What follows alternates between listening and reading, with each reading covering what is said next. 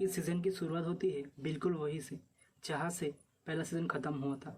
वही गांव, वही लोग अपने अपने रोजगार काम में व्यस्त है। वही भूषण जो उस बवासीर वाली स्लोगन से अभी भी नाराज़ है। और हमारे प्रिय प्रहलाद जी और विकास एक ट्रक से पंचायत पे आ रहा है। पंचायत आते ही विकास कूद जाता है और प्रहलाद जी को भी कूदने के लिए कहता है, लेकिन प्रहलाद जी भारी शरीर होने के लिए कूद नहीं पाते। तब विकास प्रहलाद जी को वजन घटाने के लिए कहती है। प्रहलाद जी कहती है, हम क्या वजन घटाए और तुम हमारे वजन के पीछे क्यों पड़े रहते हो? तो विकास जी कहते हैं, आपके भले के लिए ही।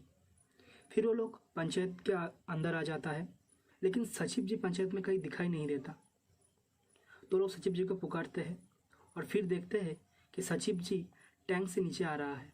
हाँ, ये वही टैंक है जहाँ हमने पिछले सीज़न की आखिरी में सचिव जी और रिंकी को एक झलक देखे थे। आजकल सचिव जी बहुत खुश रहने लगी है। ये बात विकास प्रहलाद जी को बताते हैं। तो प्रहलाद जी कहते हैं, तुम इतने पिनपिनाए क्यों रहते हो आजकल? हाँ, हमारे वजन से तुम्हें समस्या है, सचिव जी की खुश रहने से भी तुम्हें समस्या है।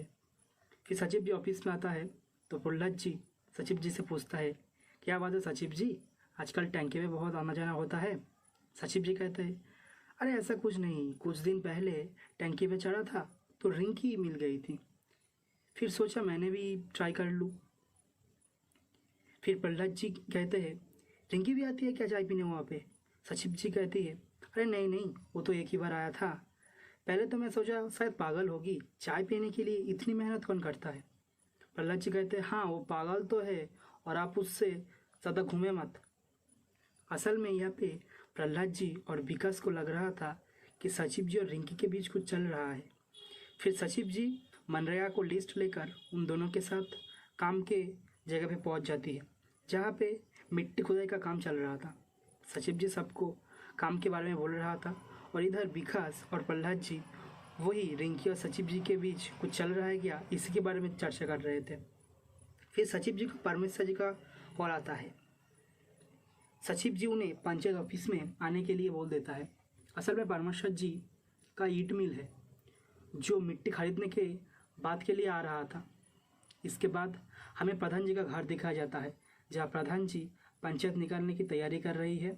रिंकी फ़ोन में घुसी हुई है और प्रधान जी की पत्नी मंजू देवी जो कि असली प्रधान है वो कपड़े सिल रहा है और प्रधान जी को कह रहे हैं कि हमें भी ले चलिए, हम भी देखेंगे पंचायत ऑफिस का काम।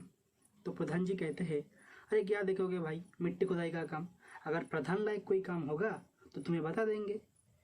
फिर मंजू देवी कहते हैं, पिछले 2 महीने से आप यही कह रहे हैं, अगर हमें गुस्सा आ गया ना तो डीएम मैडम को फ़ोन कर देंगे, तो जेल में ही करना अपनी प्रधानगिरी। प्रधान जी कहते हैं, रिंकी अपनी माँ की मुंह में ना टिप लगा दो, बहुत बोलती है आजकल। अगले सीन में प्रधान जी सचिव जी को कहते हैं कि परमेश्वर जी को मिट्टी 300 की रेट से कम में नहीं बेचना।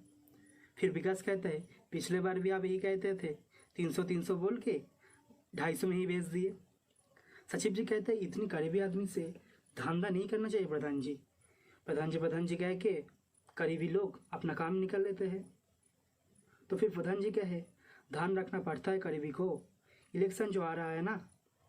फिर सचिव जी कहते हैं, तो ठीक है, अगर रेट की इतनी चिंता है तो मैडम से बात करवा देते हैं ना, उनके साथ ज़्यादा बात तो नहीं कर पाएंगे रेट के दर को लेकर। फिर सचिव जी परमेश्वर जी को कहते हैं कि आप प्रधान जी की घर पे मिलिए, हम वहीं पे जा रहे हैं। उधर प्रधान जी अपनी पत्नी को फ़ोन करके कहता है कि परमेश्वर जी से मिट्टी का दाम तुम कर लेना और 300 की कम में बात नहीं होनी चाहिए। मंजू देवी कहती है, अरे हम कैसे बात करेंगे? तो प्रधान जी बोले, अरे तुम ही तो सुबह हमसे काम मांग रहे थे। फिर मंजू देवी बोले, ठीक है हम कर लेंगे। फिर प्रधान जी कहते हैं, ठीक है तो फिर हम जाने से पहले बात कर लेना। फिर परमेश्वर जी प्रधान जी को घर पहुँचती है तो मंजू देवी से पूछती है, प्रधान जी नहीं है क्या? मंजू देवी बोली, आप आइए ना, आते ही होंगे।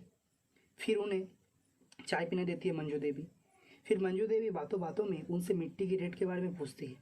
पुरुषोत्तम जी कहते हैं, प्रधान जी आ रहे हैं ना, उनसे बात कर लेंगे। तो मंजू देवी बोली, अरे हम ही तो प्रधान हैं, तुम हमसे बात कर लो। फिर मंजू देवी अपने बातों की जाल में फंसा के रेट 300 में ही फिक्स कर देती है। पुरुषोत्तम जी 280 कहते हैं, लेकिन मंजू देवी मना कर देती है और 300 में ही फिक्स करती है। फिर पुरुषोत्तम जी निकल जाते हैं गुस्से में। फिर रास्ते में पुरुषोत्तम जी को प्रधान जी मिल जाता है और प्रधान जी को देख के कहते हैं कि हम सब समझ रहे हैं। प्रधान जी कहते हैं अरे क्या हुआ भाई, लेकिन पुरुषोत्तम जी कुछ ना कह के फिर निकल जाता है वहाँ से। फिर वो चार और प्रधान जी के घर में मिलते हैं। प्रधान जी मंजू देवी को कहती है तुम्हें थोड़ी प्यार से बात करना चाहिए था। उसके बाद रिंकी फ़ोन की चार्जर ढूंढते हुए वहाँ पे आ जाता है और सचिव जी को देख के हाय कहती है। सचिव जी इशारों में भी हाय बोलती है। इधर विकास और प्रहलाद उन दोनों को देखते हैं। फिर प्रधान जी सचिव जी को कहते हैं पुरुषोत्तम जी से बात करने के लिए और रेट 280 में फिक्स करने के लिए। फिर सचिव जी जाके देखती है पुरुषोत्तम जी गुस्से में नाच देखने के लिए बीबीपुर चला गया है। इधर विकास और प्रहलाद जी कहते हैं सचिव जी से बात करने के लिए कि सचिव जी और रिंकी के बारे में इससे पहले ज़्यादा देर हो जाए। फिर सचिव जी आके उन दोनों को कहती है पुरुषोत्तम जी नाच देखने के लिए बीबीपुर चला गया है, तो आप लोग जाके बोल दीजिए, मैं तो नहीं जाने वाला। फिर विकास प्रहलाद जी को कहती है बीबीपुर सही जगह होने वाला है सचिव जी से रिंकी के बात करने के लिए। फिर प्रहलाद जी सचिव जी को कहते हैं कि आप भी हमारे साथ बीबीपुर चलिए ना। सचिव जी बोले अरे नहीं यार, मुझे सब पसंद नहीं है। विकास बोले अरे साहब चलिए ना, हमारी गांव की कल्चर है, देख ले। फिर प्रहलाद जी बोला और क्या, अब तो बाहर निकलते ही नहीं, सारा दिन घर में घुसे रहते हैं, बाहर निकालिए भाई, आसपास देखिए, अच्छा लगेगा। फिर लोग सचिव जी को मना के लेके जाते हैं बीबीपुर।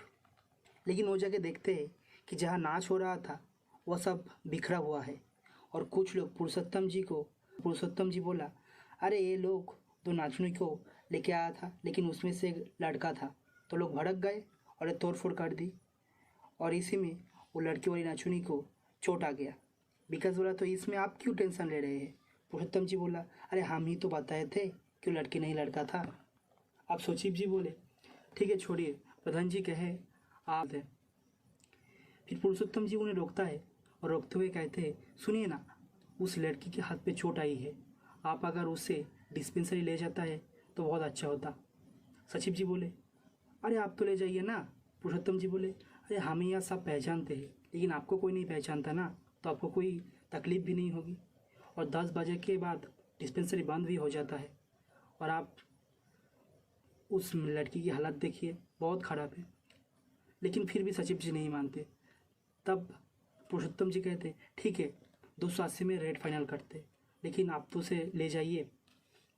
फिर सचिव जी उस लड़की को लेके जाता है डिस्पेंसरी और हाथ की मरम्मत करवा देती है। उसके बाद वो दोनों रोड के साइड पे रुक के गाड़ी के आने का इंतज़ार कर रहा होता। तब सचिव जी उस लड़की से पूछता है ये काम छोड़ क्यों नहीं देते तुम। तो वो लड़की सचिव जी से पूछता है आप क्या काम करते। सचिव जी बोले मैं फुलेरा पंचायत की सचिव हूँ। तो वो लड़की बोले आपको अपना काम पसंद है। सचिव जी बोले नहीं, इसलिए तो मैं MBA की तैयारी कर रही हूँ। फिर वो लड़की बोले कभी कभी हमें पसंद ना होने के बाद भी बावजूद काम करना पड़ता है। फिर उस लड़की की प्रोडक्शन गाड़ी आ जाती है और वो चली जाती है। अब प्रहलाद जी और विकास आके थोड़ी दूर खड़ी हो जाती है और सचिव जी को मजाक में पूछते हैं क्या बात है सचिव जी, गर्लफ्रेंड बना लिए क्या। सचिव जी बोले अरे पागल हो क्या, यहाँ पे कौन गर्लफ्रेंड बनाएगा, साल भर से तो निकलना है। फिर विकास और प्रहलाद जी कहे कि अगर सचिव जी की यही प्लान है कि साल भर में वो निकलने वाली है, तो शायद उसके और रिंकी के बीच कुछ चल ही नहीं रहा है और हमें भी इसके बारे में बात नहीं करनी चाहिए। प्रहलाद जी बोले बोका आदमी तुम, गोबर भरा है तुम्हारे दिमाग में, अब कभी भी इसके बारे में बात नहीं करना। फिर वो लोग निकल जाते हैं और पहला एपिसोड यहीं पे ख़त्म होता है। अब क्या रिंकी और सचिव जी के बीच कुछ भी चल नहीं रहा, इसका आंसर तो हमें अगले वाले एपिसोड